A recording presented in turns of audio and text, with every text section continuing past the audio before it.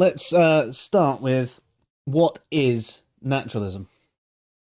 I'll tell you what it is. It isn't the belief that people should walk around naked outside. It's not nudist though. Damn it. I was just about to get naked. But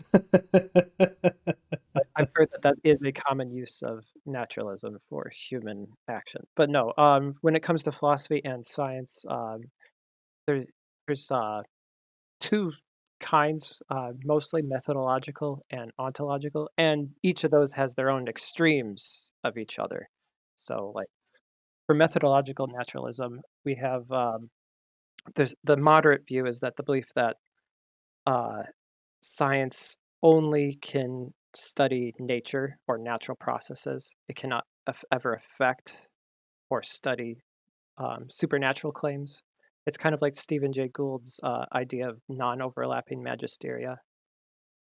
You'll notice that scientists that are religious or have religious backgrounds are able to use methodological naturalism while still holding on to their supernatural beliefs in a weird compartmentalized way in this moderate form. And then the extreme sorry, the extreme form is more of the belief that science is our best way of finding knowledge, so that we should probably apply it to other forms, not just the natural sciences, but the social sciences. We should use the same rigor towards philosophy itself. That's interesting, actually. So, when you're talking about applying it to things like social sciences, how would that work? First, we should probably start with like what the natural sciences do really, really well, their virtues. Um, Graham Oppie and other philosophers have noticed that there's four virtues that um, described in different ways, but it's commonly done to these. Is one is uh, predictive accuracy and precision is one of the virtues. You've noticed that there's a lot more rigor. If you predict a hypothesis, it should come out exactly as you predict it to be. Another one is explanatory efficiency. It means that it's basically Occam's razor. It's like you don't want too many assumptions that are unjustified with your hypothesis. Another one is optimal flexibility to falsification. So we're not going to go full on Popper where it has to be falsifiable to be tested and stuff like that. There's certain things that, yeah, if you have one error in your measurement, it's not going to throw out the entire theory. But you also don't want to go and ad hoc reason away, say, every single time there's an anomaly that falsifies your theory. And then the fourth one is just rational coherence, which is like, is do the premises validly lead to the conclusion that you were constructing in your theory? Yeah, fair. So then when we apply this to like social sciences, we would hope that they would take up these virtues as best as they can. We know that there's so many variables within sociology, but at least try to be as rigorous as natural sciences in their ability to predict and explain the world.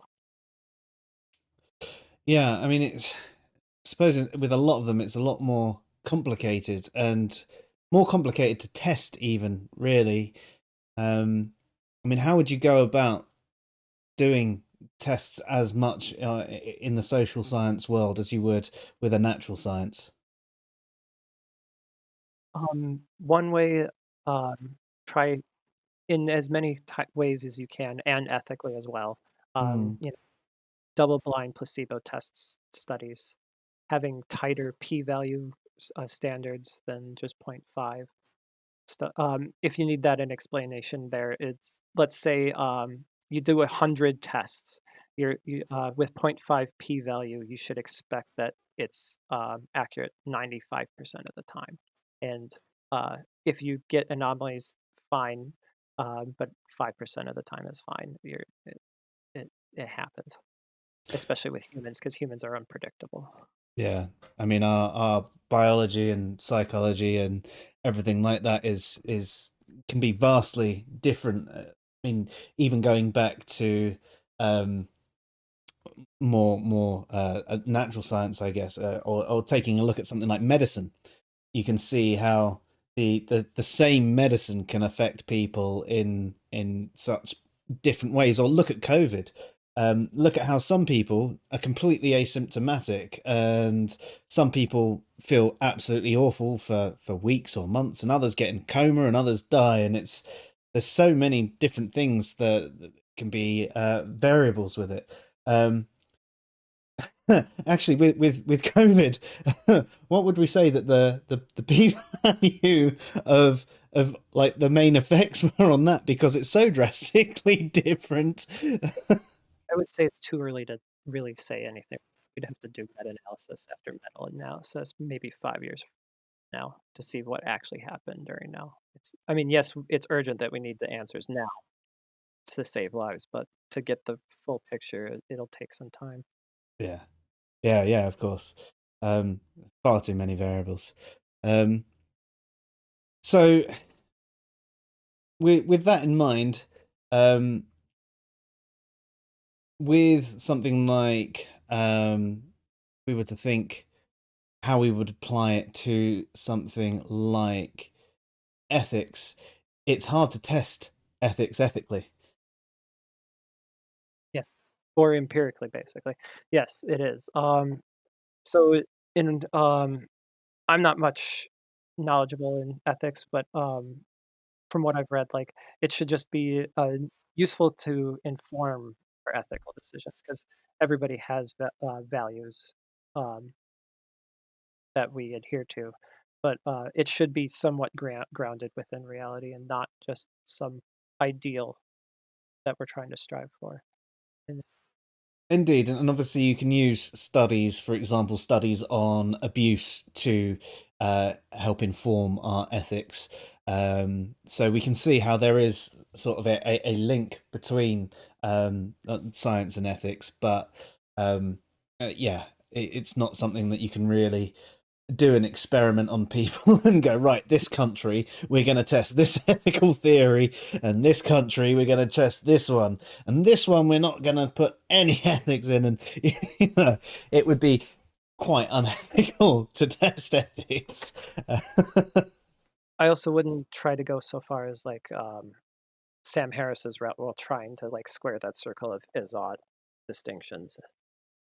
It's difficult to get through those anyways. So rather than doing that, just use what we do know that is, and just help us know what to do or ought to do.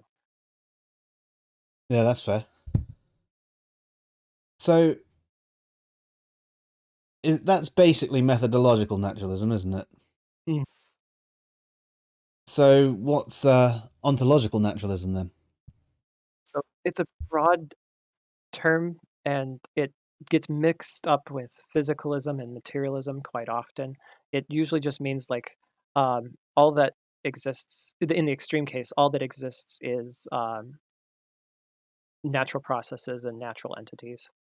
That no supernatural entities exist. Whereas physicalism just deals with like physical properties, whereas naturalism still allows for non-physical entities to really exist. They just are explained by some natural process. So, like our minds are non-physical, but they are explained by the natural processes of our brains. That was exactly what I was just going to ask. You got to my question before I asked it, because we've been doing our thought experiments and things like that recently. So things like Mary's room are fresh in my mind. And yes, you can explain things physically, but obviously it's not exactly completely physical. So that's the nice part about ontological naturalism versus physicalism. You don't have to go so hard into that. No, granted though, there are naturalists that do that. Alex Rosenberg, I believe, is one of them. Who he believes that all there is fermions and bosons. Effectively, all of us reduced down to that. Like, there's no such thing as a table. A table is just a bunch of fermions and bosons. It sounds quite reductionist. It does. Would ontological naturalism be the same thing as metaphysical naturalism? In a sense, yes. Like, if people use different words for everything, and it's difficult because, like, if you go into a different school, like, school of philosophy of theology versus philosophy of science, you're just gonna have overlap of use of words and stuff like that. Yeah, interesting. As with everything, it's not that simple. But, like, if you see naturalism in an art scenario, you're gonna get a completely different view too. And then same with, like, novels, because then you're gonna get, Thoreau and, Aldous Huxley and stuff like that. They're naturalistic novels and stuff. You've actually had a comment come in saying, if everything is only fermions and bosons, what about skyrmions? Well, that's a Well, good question, but that you would have to ask Alex Rosenberg because I don't yeah. subscribe to that level of naturalism. Nice to see you, Cafe. I hope I pronounced your name correctly there. Yeah, so what we were discussing at that point in time wasn't actually a position that was being held. It was quite a reductionist point of view of naturalism held by Alex Rosenberg. So, as Opie says, it's a great question. Ask him. But